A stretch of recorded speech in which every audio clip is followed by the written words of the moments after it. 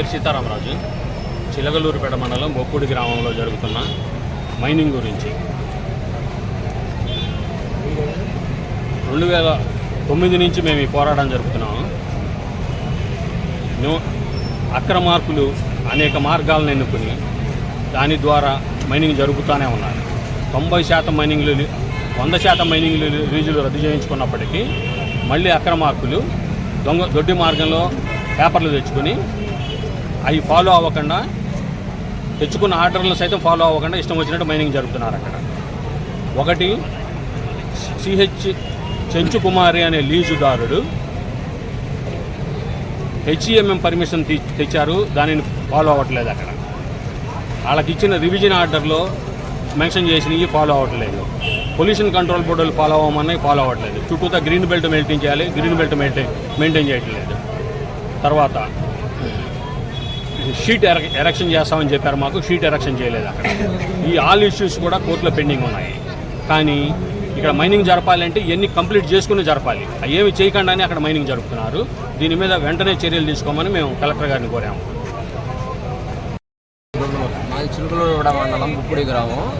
మా బొప్పుడి గ్రామంలో వెంకటేశ్వర స్వామి కొండ ఉంది. ఆ కొండ చుట్టూ మైనింగ్ జరపకుండా లీజు రద్దు చేయాలంటే 114 ఎకరాల్లో ఉన్నటువంటి కొండని చుట్టూ మైనింగ్ జరపకుండా రద్దు చేయాలని కోరుకుంటున్నాం. అది పేరు బొప్పుడి ఖాజాబడి. మండలం బొప్పుడి గ్రామానికి సంబంధించిన సర్వే నెంబర్ 324 ఉన్నటువంటి క్వారీల గురించి అక్కడ దేవాలయానికి సంబంధించిన ఘాట్ రోడ్డుకు సంబంధించి మొత్తం పూర్తిగా ఆక్రమించి వాళ్ళు వర్క్ చేస్తున్నారు. దాని గురించి వాళ్ళు మార్లు అక్కడ ఫిర్యాదులు చేసి ఉన్నాము. గ్రానైట్ క్వారీలో అక్రమ మైనింగ్ జరిగింది. అక్కడ నుంచి బోయపాలెం యొక్క బాబాస్టోన్ ట్రస్ట్ని తరలించారు. గ్రానైట్ క్వారీలో రోడ్ మెటల్ క్వారీయింగ్ జరిగి చాలా కాలం నుంచి చాలాసార్లు కంప్లైంట్లు ఇచ్చి ఉన్నాము. దాని ఇంతవరకు పరిగణలోకి తీసుకెళ్ళలేదు. అది ప్రభుత్వానికి ప్రజల ఆస్తులను హరించివేయడమే అవుతుంది. ఇప్పటికైనా స్పందించి ఉన్నతాధికారులు బోయపాలెం బాబా స్టోన్ క్రషర్ మీద పూర్తి స్థాయి విచారణ జరిపించి, విజిలెన్స్ ద్వారా జరిపించి అక్కడ పూర్తి స్థాయిలో వాళ్ళ కరెంటు మీటరు వ్యాపారం స్థాపించిన రోజు నుండి ఈ రోజు వరకు కరెంటు మీటరు ఎంత వస్తుందో, దానికి అవుట్పుట్ తయారైన మెటీరియల్ ఎంత వస్తుందో దానికి అనుగుణంగా ఒకరోజు దాన్ని టెస్ట్ రన్నింగ్ పెట్టి, ఉన్నతాధికారులు ప్రజల సంస్థలో టెస్ట్ రన్నింగ్ పెట్టి పూర్తి స్థాయిలో విచారణ జరిపి వాళ్ళ మీద అక్రమ మైనింగ్ జరిగిన దాని గురించి అపరాధ రుసుములతో సహా రాబట్టి ప్రభుత్వ ఖజానాకు జమ చేయమని కోరి పోయినటువంటి క్రమం ఉంది. బొప్పుడి క్వారీలో మనిషి చనిపోతే భూములు ఇచ్చినటువంటి రెవెన్యూ శాఖ కలెక్టర్ వారికి కానీ, తహసీల్దార్ వారికి కానీ, మైనింగ్ శాఖ కానీ, మైన్ సేఫ్టీ డిపార్ట్మెంట్ కానీ ఎవరికి తెలియకుండానే అక్కడ మనిషిని ఇచ్చేసి చనిపోయాడని చెప్పి ఎఫ్ఐఆర్ చేయించి దాన్ని మాఫీ చేశారు. అది పూర్తి స్థాయిలో రీకన్స్ట్రక్షన్ జరిపించవలసిందిగా కోరుతున్నాం, డిమాండ్ చేస్తున్నాం. పూర్తి స్థాయిలో ఆ విధంగా చేస్తేనే అక్కడ ఎంతమంది చనిపోయారు ఏందనేది పూర్తిగా వెలుగులోకి వస్తుంది. ఇది కోపూరు శ్రీనివాసరావు అనేటువంటి సూర్యతేజ ఎక్స్పోర్ట్ గ్రానైట్ క్వారీలో జరిగింది.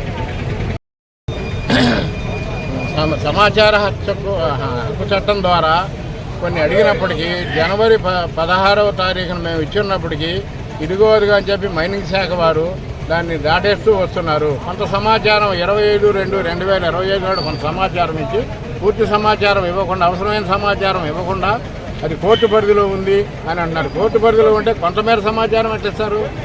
ఆ విధంగా మమ్మల్ని దాట వేసుకుంటూ దాన్ని సమస్యను పక్కదారి పట్టించుకుంటూ వస్తున్నారు.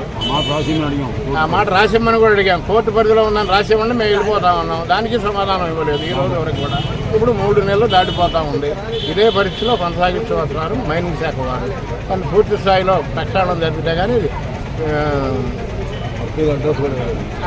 మొత్తం వెలుగులోకి వస్తాయి. అక్కడ అక్రమ మైనింగ్ ఎంత జరిగింది ఏంటి. గ్రానైట్ క్వారీలో రోడ్డు మెటల్ విజిలెన్స్ వాళ్ళు ఇచ్చిన నోటీసులు కూడా ఉన్నాయి 2016లో. వాటిని ఎప్పటి వరకు ఫుల్ఫిల్ చేయలేదు.